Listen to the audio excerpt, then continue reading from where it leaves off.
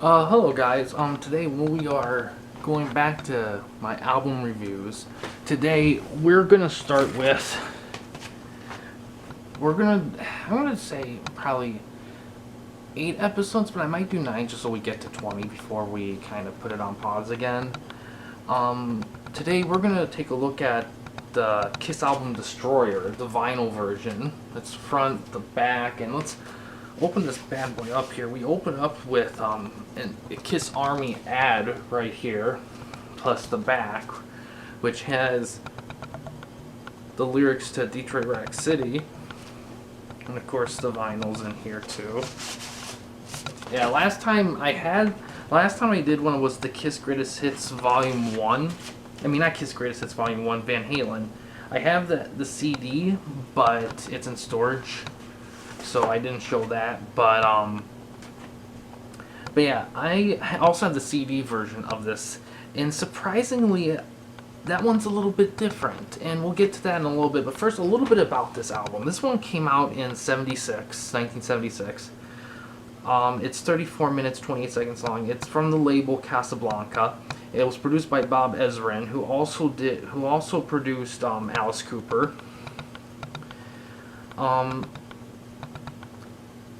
album on AllMusic, the album from the critics had like 4.5 stars actually, which is pretty good. Users about 2,100-ish. They gave about 4 out of 5, which is good.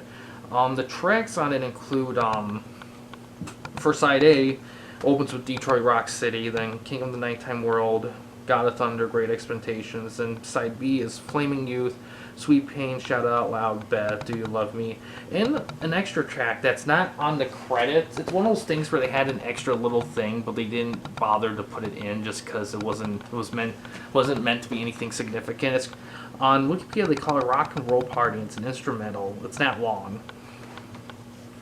Basically, and the members of this, of course, were Paul Stanley, rhythm guitars, lead vocals, Gene Simmons, bass vocals, Ace Frehley, lead guitar vocals, and Peter Criss, drums vocals. You know, typical thing for that time. There was some extra studio session work on some tracks because Ace was kind of being a little strange at the time.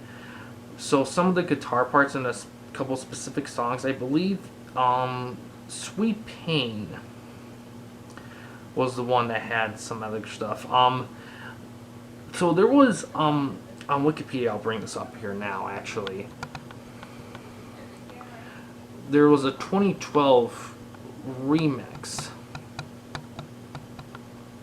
Where is it? Oh yeah, so additional musicians, Dick Wagner actually did guitar solo on Sweet Pain and Flamin' Youth, and acoustic guitar on Beth and Great Expectations. There was some chorus work. The producer's two sons, they did voice on God of Thunder. The New York Philharmonic did the orchestra. And Bob Ezrin also did keyboards and piano on Beth. So an orchestration. So pretty much,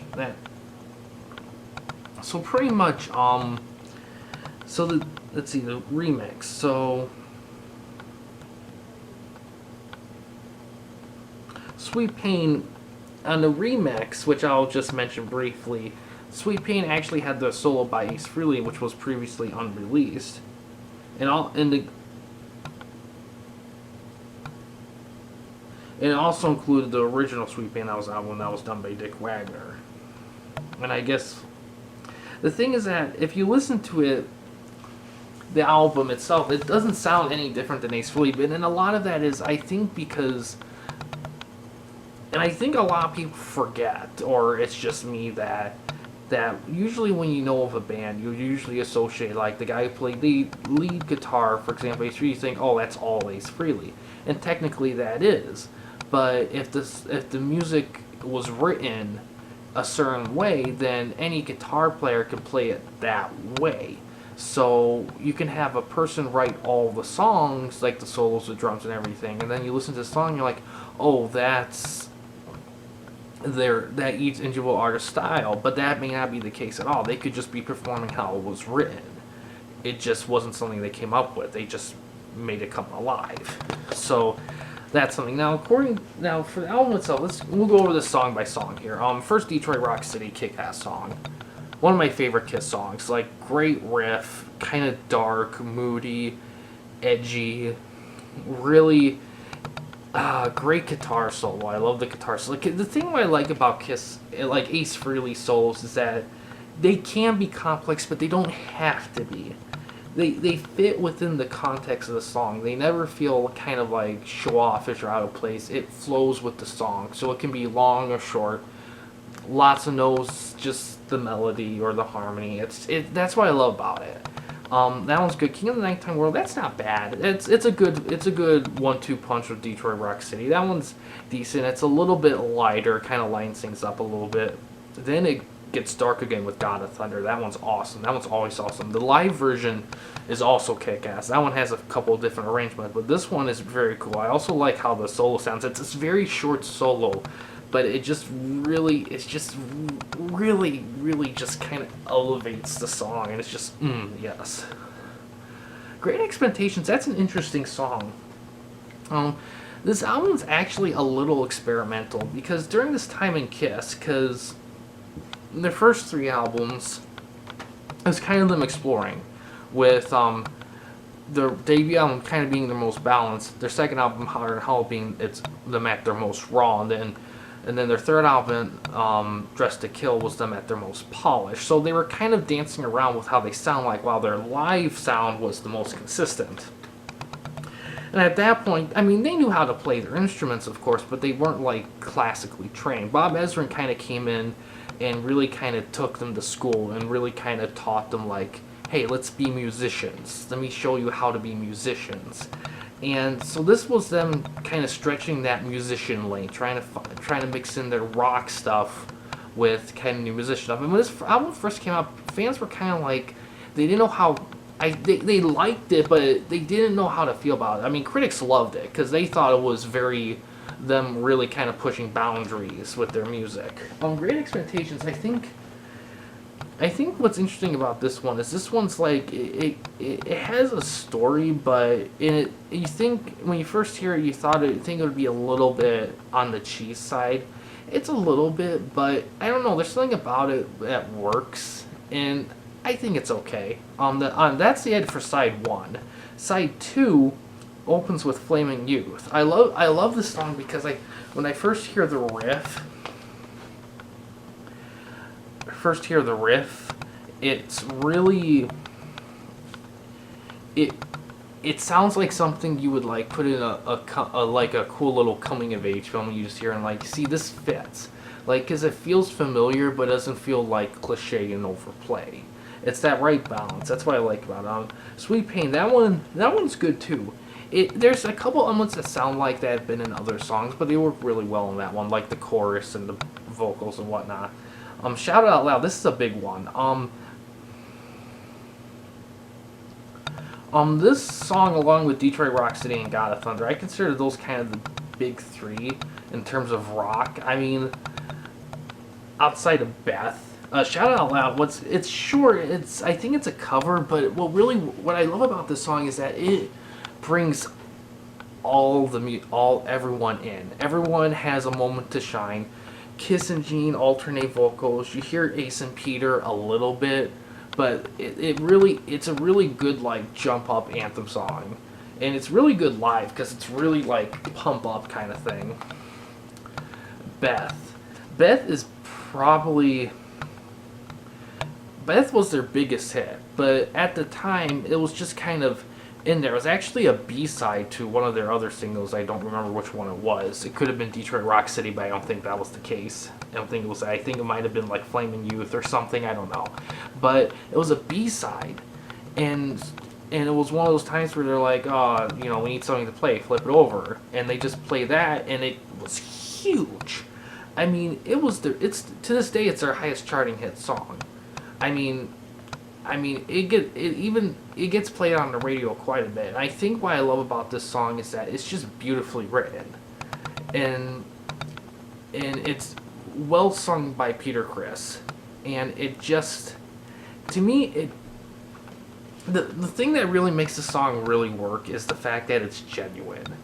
Like it's a genuine song, and it feels like it's and it works really well because this kind of song could be applied to a lot of different situations.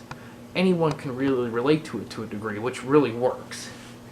And yeah, and it holds up today. Yeah, it's just a great song. Probably the most, in my opinion, the most underrated song on the album is "Do You Love Me?" And I think why I call it underrated instead of like "Flaming You," "Sweet Pain," or "Great Expectations" even, is because, or "King of the Nighttime World." I mean, those songs are good, but I think what makes "Do You Love Me" underrated is the fact that compared to the other ones, this one feels more. I wouldn't say those songs are copy, but you can tell their influences. "Do You Love Me?" I don't know. That one feels fresher to me. It feels like something that's a bit more. I wouldn't say like, oh, it's the other ones aren't original, but this one feels more like, like it just hits the right notes at the right times. It just feels like something that would catch on very quickly. But I think this one kind of came out a little late into the single craze of the album, and at that point, people already listened to the album a bunch of times, or they just kind of like decided they had enough of it. But yeah, "Do You Love Me?" That one. What I like about this one too is that it hooks you in. Like you're listening to it and you're just kind of jamming along with it. And then by the time the chorus comes, I think the second or third time, like you're really hooked in, and you're just like going crazy with it. That's what I like about it. It slowly hooks you in, and it's catchy, but it's not catchy like you don't realize how catchy it is till it's too late. And you're like, oh fuck, that was good, And I think that's why to me it's underrated, because it's catchy in a way that surprises you. In terms of the instrumental bonus track, I mean, there's not much to say about it. It's just a little interesting little bonus for people who listen to it deeply. Overall, this album, in terms of Kiss records, it's probably, I don't know like how it holds up in terms of like, I know a lot of people still love it. A lot of it because the covers kick ass, but the songs are kind of interesting. They fit on the album, but they don't feel like they're just too similar. They all feel memorable in their own right. I think what's the biggest thing in terms of like how it impacted Kiss, I think it helped Kiss find more of their sound for the 70s, because even though their next records, they would all have some more experimentalisms, like Rock and Roll Over was more acoustic and lovey, Love Gun was definitely more hard rock compared to this. I feel like this one helped set them up to kind of, because in all honesty, every album they did, they experimented a bit on them. Maybe not like complete experimentation, like from Harder Than Hell to Dress to Kill, but you listen to them and you're like, I can tell they're trying something a little different in this. I mean, overall they sound similar, especially their works in the 80s, but I think what makes this one stand out a lot is the darkness. There's a dark tone, but it's blended with some lightness that kind of, in this, along with Rock and Roll Over and Love Gun, that's kind of the overall tone. But I will say that they kind of blend in more raunch and sex into Love Gun, and they slowly introduce it through Rock and Roll Over, and they make it kind of more love driven. But that rawness really shows in Love Gun. Love Gun might be their best album overall, because that's them when I think that's when they found their best represented studio sound of that era, and it came closest to capturing what they were like live without actually doing a live album. But I think this is a good stepping stone into that. I think that's the significance of it. It was their first album. It's the first album they did after they were huge. So it kind of set the tone for what will come to them throughout the 70s. And it's so weird this came out in 76, because it's easy to forget that Kiss spent, up until like 74 to 75, they were pretty much just touring around. We see them as the band of the 70s, but they didn't really become huge till the mid-70s in terms of everywhere. which is crazy to think about because we usually think of them all over the 70s, and that wasn't technically the case, but it felt like that because they were so huge for quite a bit still. But yeah, overall, this is a great album. You can get it any way you want. You'll probably find it either on vinyl or CD. I don't think you'll find it on cassette. You could find it anywhere. I wouldn't be surprised if you can even find it at Walmart, even to an extent.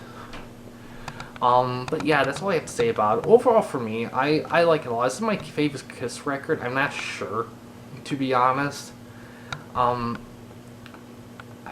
It's definitely one of them, but it's hard. It's hard to, for me. I guess for me, my favorite records are usually records where are piled with hit songs. This one definitely is, but I feel like with Kiss, for me, like, some of their albums have songs that stick out to me. It's hard for me to just say, this is the album I'm just going to listen to. To be honest, if I was going to pick one, it'd probably be one of the live albums. Probably the first one, but I got to give that a good listen to. And I'll probably review that at some point as well. I think another thing to keep in mind, too, as well, is that for the next videos, I'll be reviewing... I don't know what I'll be reviewing the next episode. Probably... Definitely not another Kiss one. I want to still maintain diversity. We'll see. We'll see. But yeah, that's all I have to say about it. It's a great album, and yeah, check it out for sure. Even if it's on YouTube. I mean, whatever floats your boat. But yeah, guys, thanks for watching. In case you want to chat with me, Mike, or anyone else at the Campy Company, you don't want to use the YouTube comment section, we do have a couple options. The first one is we have a Discord channel. You can find a link to that on the About page / About section of our channel. We also have a discussion tab on our channel as well. You can access that through a PC or laptop computer. But yeah, guys, thanks for watching. Please subscribe and like the videos, and have a good day.